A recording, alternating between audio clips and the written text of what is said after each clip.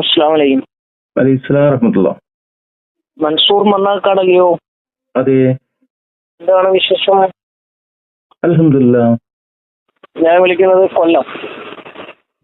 ആ പറയൂ. ചുമ്മാ വിളിച്ചതാ. നിങ്ങളെ വീഡിയോ ഒക്കെ ഇങ്ങനെ കണ്ടപ്പോ അതിലെ നമ്പർ കിടക്കുന്ന എന്നുകൊണ്ട് വിളിച്ചതാ. ശരി. കൊല്ലത്ത് എവിടെയാണ്? കൊല്ലം പുനലൂർ കൊട്ടാരക്കര. കൊട്ടാരക്കര. അതെ അതെ. പിന്നെ നിങ്ങളൊരു എന്താ പറയുന്നത്, നിങ്ങളെ വീഡിയോയിലൊക്കെ നിങ്ങൾ വളരെ സംയമനത്തോടു കൂടിയിട്ടാണ് കാര്യങ്ങൾ സംസാരിക്കുന്നത്. വളരെ ഒരു മിതവാദിയാണ് നിങ്ങൾ. എന്ന കാര്യങ്ങളെല്ലാം പറയുന്നുണ്ട്. പക്ഷെ അതിന് പറയുന്നതിന് ആ ശക്തി പോരാന്നാണ് എന്റെ ഒരു അഭിപ്രായം. ഈ യുവമാർക്കുള്ള ഈ സമസ്തക്കാരന്മാർക്കെതിരെ സംസാരിക്കുന്നതിന് പോരാ എന്നാണ് എന്റെ ഒരു അഭിപ്രായം. അതിന് നമ്മളുടെ അമീർ ഒതുക്കുങ്ങലൊക്കെ വീഡിയോ ചെയ്യുന്നുണ്ടല്ലോ. അത് നല്ല പവർഫുൾ ആയിട്ടാ സംസാരിക്കുന്നത്. അദ്ദേഹം പറഞ്ഞോളൂ, നമുക്ക് ഇത്രയൊക്കെ കഴിയുള്ളൂ. ഓരോരുത്തരോരോ നേച്ചർ അല്ലേ അല്ലേ. ഞാൻ മനസ്സിലാക്കി നിങ്ങളെ ക്യാരക്ടർ ഇങ്ങനെ ആയതുകൊണ്ടാണ് നിങ്ങൾ ഈ ഒരു ശൈലി സംസാരിക്കുന്നത്. അത് ശരിയാ. അപ്പൊ നിങ്ങള് പിന്നെ ഇവന്മാരെ പല പിന്നെ എന്റെ പേര് നജീം. ഓക്കെ. ഇവന്മാരെ പല ഖുറാഫാത്തുകളും നിങ്ങളത് ഇതൊക്കെ ഇങ്ങക്ക് എങ്ങനെ കളക്ട് ചെയ്യും? ഇതൊക്കെ എവിടെ നിന്ന് കിട്ടും നിങ്ങൾക്ക്? ഇത് ഓരോരോ നമ്മളൊന്നും കാണാത്ത പല സാധനങ്ങൾ നിങ്ങൾ ഇങ്ങനെ കൊണ്ട് പൊക്കിക്കൊണ്ട് വന്നുകൊണ്ടൊന്ന് കാണിക്കുന്നുണ്ട്. ഒക്കെ നമുക്ക് വീഡിയോകൾ ആളുകൾ അയച്ചു തരുന്നതാണ് അല്ലേ? അതെ. ഓരോ പ്രദേശത്ത് നടക്കുന്ന ഈ മാർക്കുള്ള ഓരോരോ സൈഡിൽ നടക്കുന്ന കാര്യങ്ങൾ അവിടെ ഉള്ളവർ നമുക്ക് അയച്ചു തരുന്നതാ. വാട്സപ്പിൽ ഇട്ട് തരുന്നതാ. ഓക്കെ. ഇത് ഞാനൊരിക്കൽ അമീർ ഉദുക്കങ്ങനെ വിളിച്ചിട്ടുണ്ടായിരുന്നേ. അപ്പൊ ഞാനിങ്ങനെ ചോദിച്ചതുകൊണ്ട് വല്ല പ്രയോജനം ഉണ്ടോ സാഹിബ് എന്ന് ചോദിച്ചു. അപ്പൊ പറഞ്ഞു ഒരുപാട് പ്രയോജനങ്ങളുണ്ട്, ഒരുപാട് സാധാരണക്കാർ എന്നെ വിളിക്കുന്നുണ്ട്, അവർക്ക് അറിയാൻ വയ്യാത്ത കാര്യങ്ങൾ ഇത് കണ്ട് മനസ്സിലാവുന്നുണ്ട്. ഒരുപാട് കാര്യങ്ങൾ അറിയാൻ വയ്യാത്തവർക്ക് ഇതിൽ നിന്നും കാര്യങ്ങൾ മനസ്സിലാവുന്നുണ്ട്. അങ്ങനെ കുറെ ഗുണങ്ങളുണ്ടെന്ന് പറഞ്ഞു. പിന്നെ അവരുടെ തന്നെ സമസ്തയിലെ തന്നെ പല പണ്ഡിതന്മാരും വിളിക്കുന്നുണ്ടെന്ന്. ഇത് കണ്ടിട്ട് പിന്നെ അവർക്ക് തിരിച്ചറിയാൻ വയ്യാത്ത കാര്യങ്ങൾ നമ്മൾ ഇങ്ങനെ കാണുമ്പോഴത്തേക്ക് അവർക്ക് തന്നെ അത്ഭുതമായിട്ട് അവർ വിളിക്കുന്നുണ്ട്. അങ്ങനെ കുറെ പ്രയോജനങ്ങളുണ്ട്, ഇത് ചെയ്യുന്നുണ്ട്, പ്രയോജനങ്ങളും ഉണ്ടെന്നാണ് പുള്ളി എന്നോട് പറഞ്ഞത്. അതേപോലെ തന്നെയാണ് ഞാൻ നിങ്ങളോട് ചോദിക്കുന്നത്, ഇത് ചെയ്യുന്നതുകൊണ്ട് എന്തെങ്കിലുമൊക്കെ പ്രയോജനങ്ങളുണ്ടോ? ഇത് ചെയ്യുന്നത് കൊണ്ടുള്ള പ്രയോജനം, നമ്മള് എന്തെങ്കിലും സത്യം മനസ്സിലാക്കി കഴിഞ്ഞാൽ അത് നമുക്ക് മാത്രം ഉള്ളതല്ലല്ലോ, നമ്മളത് പുറത്ത് പറയില്ല. അതെ, ലോകത്ത് എന്ന് പറയുന്ന ഓരോ മനുഷ്യനിലും പിന്നെ നിർബന്ധമായിട്ടുള്ള കാര്യമാണ്. അതെ. മറ്റൊരു കാര്യമുള്ളത്, ആത്മീയ ചൂഷണങ്ങൾ വല്ലാതെ അധികരിച്ചുകൊണ്ടിരിക്കുന്നുണ്ട്. അതെ. ഇതിന്റെ ഭാഗമായിക്കൊണ്ട് വലിയൊരു വിപത്ത് ഈ ഉമ്മത്തിനെ ബാധിച്ചിട്ടുണ്ട്. അത് ഈ ഉസ്താദുമാരത് വഹാബികളുടെയോ അല്ലെങ്കിൽ മറ്റു നവോത്ഥാന പ്രസ്ഥാനങ്ങളുടെയോ പേരിലേക്ക് ഇടുകയാണ് ചെയ്യുക. അതായത് ഈ കള്ളക്കറാമത്തുകൾ പറയുക എന്നുള്ള ഒരു സിസ്റ്റം കാരണം അത് തുടങ്ങിയത് ഈ നിങ്ങൾക്ക് സമയമുണ്ടല്ലോ അല്ലേ? 2009 ശേഷം 2010, 2011, 2012 കാലഘട്ടത്തിലാണ് ഇത് കൂടുതലായിട്ട് പുറത്തു വന്നു തുടങ്ങിയത്. അതുവരെ ഈ പകരം മുഹമ്മദ് ഹസനി പോലെയുള്ള കുറച്ച് ആളുകൾ മാത്രമേ ഇത്രക്ക് കറാമത്ത് വിളിച്ചു പറഞ്ഞിരുന്നുള്ളൂ. അപ്പൊ യഥാർത്ഥ കറാമത്തുകൾ എന്ന് പറഞ്ഞാൽ നമ്മളത് അംഗീകരിക്കുന്നുണ്ട്. ഇല്ലാത്ത കറാമത്തുകൾ, ബ്ലണ്ടറുകൾ ഇങ്ങനെ തള്ളിവിടുമ്പോൾ ചില പ്രദേശങ്ങളിൽ ചില മാനസിക വിഭ്രാന്തിയൊക്കെ ഉള്ള ആളുകൾ എന്തെങ്കിലും പറഞ്ഞാൽ അത് കറാമത്താണെന്ന് പറഞ്ഞ് പ്രചരിപ്പിക്കുന്ന, അങ്ങനെ പ്രചരിപ്പിക്കപ്പെടുന്ന കാര്യങ്ങൾ കേട്ടിട്ട് ഇന്നത്തെ ജനറേഷൻ എന്ന് പറഞ്ഞാൽ, സാഹിബിന് എത്ര വയസ്സായി? എനിക്ക് 45. ഓക്കെ. അപ്പോ 1980 നിങ്ങളെ ഡേറ്റ് ഓഫ് ബർത്ത് ഒരിക്കൽ ഞാൻ ഏതോ ഒരു വീഡിയോയിൽ കേട്ടിട്ടുണ്ട്. അപ്പൊ ഞാൻ ഇങ്ങനെ മനസ്സിൽ പറയും ചെയ്തു, അപ്പൊ നമ്മൾ സെയിം ഏജ് ആണല്ലോ. അതെ. ഞാൻ 80 ഞാൻ 81.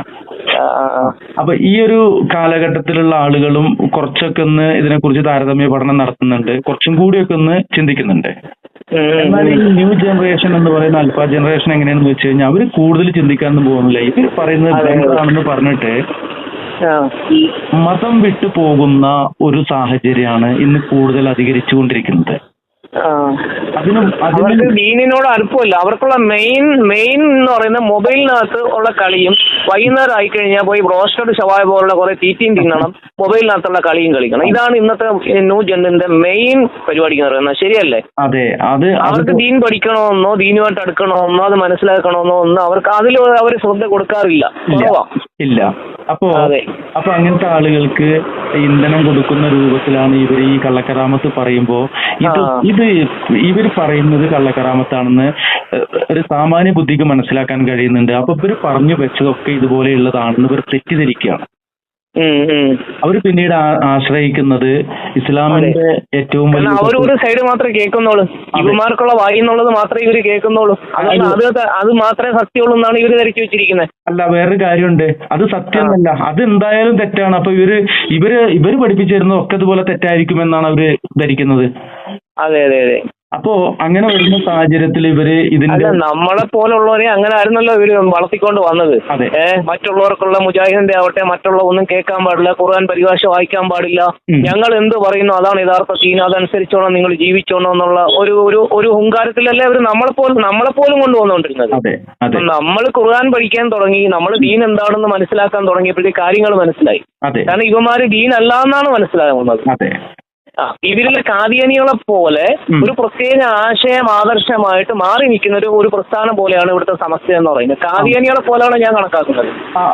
അതില് സാഹിബ് മനസ്സിലാക്കേണ്ട ഒരു കാര്യമുള്ളത്, നമ്മുടെ ചെറുപ്പത്തിൽ നമ്മൾ മദ്രസയിൽ പോകുമ്പോൾ ഈ അല്ലാത്തവരെ വിളിച്ചു തേടാൻ പഠിപ്പിച്ചിട്ടുണ്ടായിരുന്നില്ല. ഇല്ല. എന്നാൽ ഇന്ന് അവരത് പറയുന്നുണ്ട്, പരസ്യമായിട്ട് പറയുന്നുണ്ട്. എന്നാൽ ഇന്നും അവരുടെ പാഠപുസ്തകങ്ങളിലോ അവരുടെ കിതാബുകളിലോ ഒന്നും അത് പഠിപ്പിക്കുന്നില്ല. അവര് ഈ കിതാബ് പഠിക്കാതെ, അത് പഠിക്കാൻ അനുവദിക്കാതെ, പരിശുദ്ധ ഖുർആന്റെ അർത്ഥവും അതിന്റെ ആശയവും ഉൾക്കൊള്ളാൻ അനുവദിക്കാതെ ഈ ആളുകളെ വീണ്ടും അവർ ഈ ഒരു വിഷയത്തിലേക്ക് കൊണ്ടുവരികയാണ്. അതെ.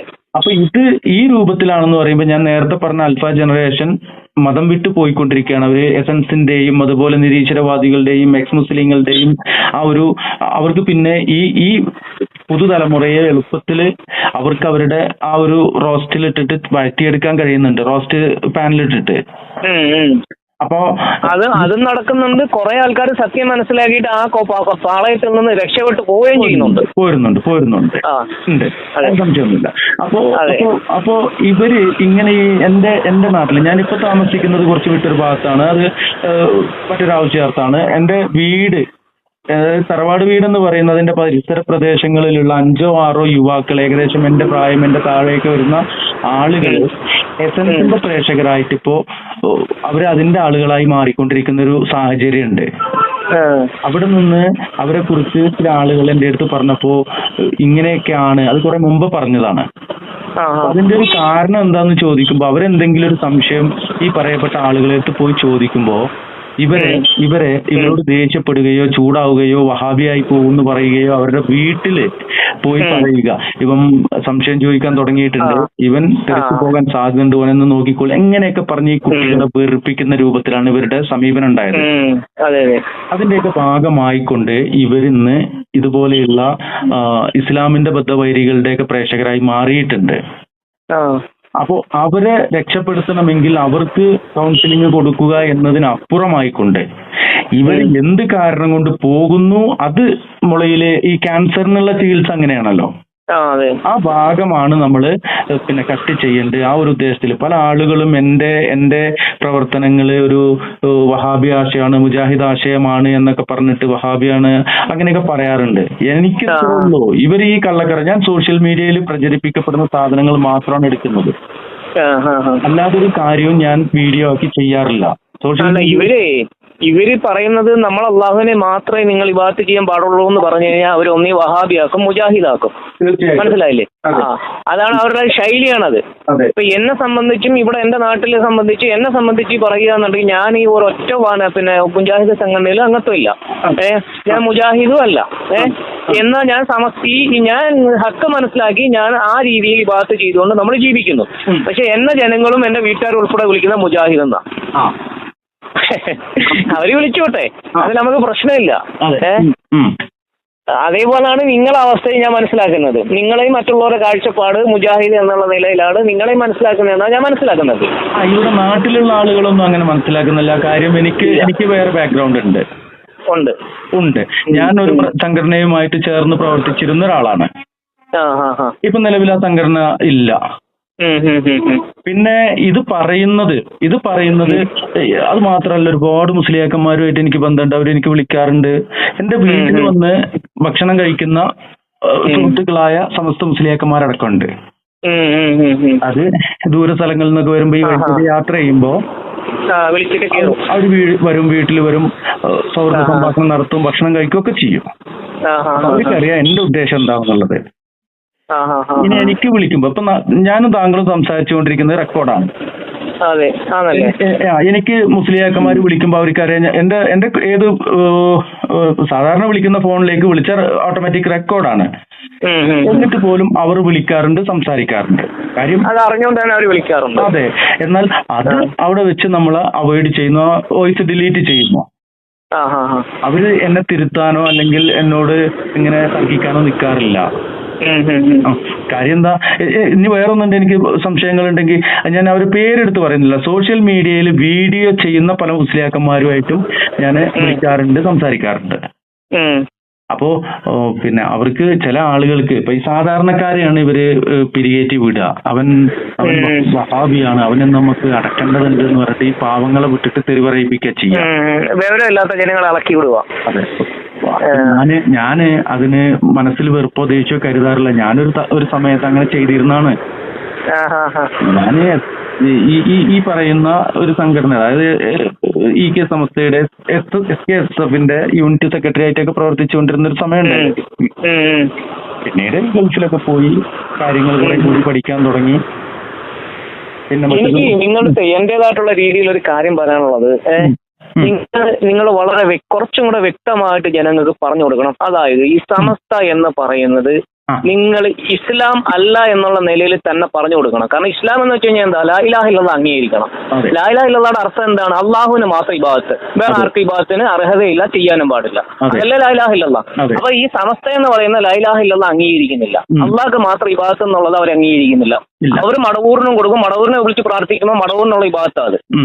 അപ്പൊ മടവൂരിനെ ആരാധിച്ചു അവിടെ മൊയ്തീശ്വരനെ വിളിച്ച് പ്രാർത്ഥിക്കും. കുത്തുബിയത്ത് ചെയ്യുന്നത് മൊയ്തീശ്വരനെ കൊടുക്കുന്ന ഇബാദത്താണ്. അപ്പൊ അവിടെ മൊയ്തീശ്വരനെ ആരാധന വന്നു. അപ്പൊ ഫലത്തിൽ ലാ ഇലാഹ ഇല്ലല്ലാഹ് ഇവന്മാര് തള്ളി, അംഗീകരിക്കുന്നില്ല. അള്ളാഹ്ക്ക് മാത്രം ഇബാദത്ത് എന്നുള്ളത് ഇവന്മാർ അംഗീകരിക്കുന്നില്ല.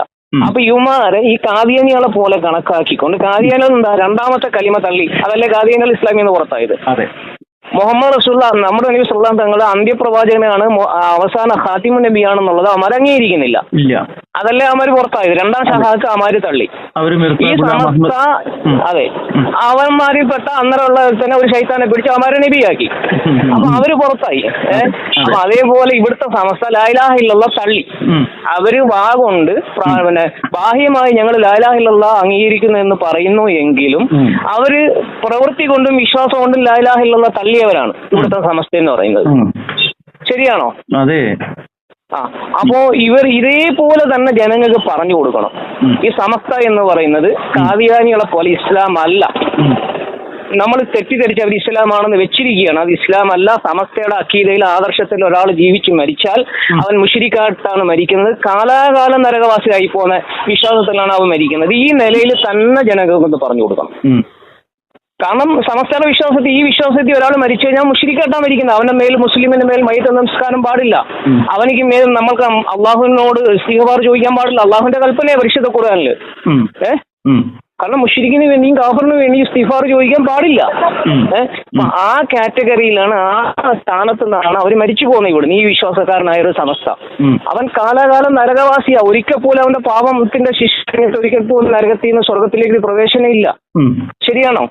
അപ്പൊ ഈ ഒരു ഗൗരവമായിട്ടുള്ള ഒരു വിഷയം ഇതും കൂടെ നിങ്ങൾക്കുള്ള ഇതിലൊന്ന് വളരെ ഗൗരവത്തിൽ പറഞ്ഞു കൊടുക്കണം. ഈ സംസ്കാര വിശ്വാസത്തിൽ മരിച്ചാൽ ഈ പദവിയിൽ നിന്നുകൊണ്ടാണ് സഹോദര നിങ്ങൾ മരണപ്പെടുന്നത്.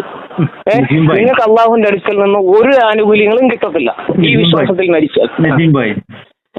ഈ വിഷയത്തില് നമുക്ക് പറയുവാനുള്ള ഒരു പരിമിതിയിൽ നിന്നുകൊണ്ട് ഈ എന്റെ ഒരു ആദർശത്തിൽ എനിക്ക് പറയാൻ കഴിയുള്ളൂ. കാര്യം ഈ പറയുന്ന ആളുകളെ തിരുത്തുക എന്നത് എന്റെ ലക്ഷ്യമല്ല. താങ്കൾ മനസ്സിലാക്കുന്നുണ്ടോ? ഈ പറയുന്ന ആളുകളെ തിരുത്തുക എന്നത് എന്റെ ഉദ്ദേശമല്ല. കാര്യം എന്താണെന്ന് വെച്ച് കഴിഞ്ഞാൽ അവർ അറിഞ്ഞുകൊണ്ട് പറയുന്ന കാര്യങ്ങളാണ്. കണ്ണടച്ച് ഇരുട്ടാക്കുന്നവനെ നമുക്ക്, അല്ലെങ്കിൽ ഉറക്കം നടിക്കുന്നവനെ ഉണർത്താൻ നമുക്ക് കഴിയില്ല. എന്നാൽ ഇത് കേട്ടിട്ട് ബുദ്ധിമുട്ടിലേക്ക് അല്ലെങ്കിൽ ഈ ഒരു വഴിയിലേക്ക് പോകുന്ന ആളുകളെ ഒന്നും രണ്ടുമായിട്ട് രക്ഷപ്പെടുത്തുക എന്ന ഉദ്ദേശം എനിക്കുള്ളൂ. ഒറ്റയടിക്ക് സുബഹി കൊടുക്കുമ്പോഴേക്കും എല്ലാം നേരം വെളുക്കുന്ന സമയത്തേക്ക് എല്ലാം നേരാക്കാം എന്നുള്ളൊരു ഉദ്ദേശത്തിൽ ഞാൻ ഇറങ്ങിയിട്ടില്ല. ഒരു ദിവസം അല്ലെങ്കിൽ ഒരു മാസം അല്ലെങ്കിൽ ഒരു വർഷം പ്രയത്നിച്ചിട്ട് ഒരാളാണോ സത്യം മനസ്സിലാക്കിയെങ്കിൽ അൽഹംദുലില്ലാ, അത്രയാണ് എന്റെ ഇതുള്ളത്. അതിലപ്പുറം ഞാൻ പ്രവർത്തിക്കുമ്പോൾ അതിന് അപ്പുറത്തേക്ക് ഇത് തടയപ്പെടും. അതിനുള്ള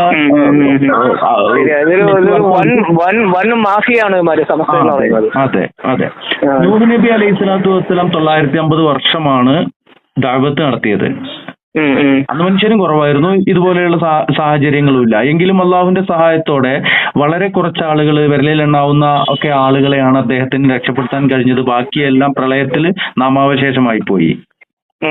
അപ്പൊ എന്റെ ജീവിതകാലം മുഴുവൻ ഞാൻ ദഅവത്ത് നടത്തിയിട്ട്, ചെറുപ്പകാലത്തൊക്കെ പല മേഖലയിലൂടെ ജീവിച്ച ആളാണ്.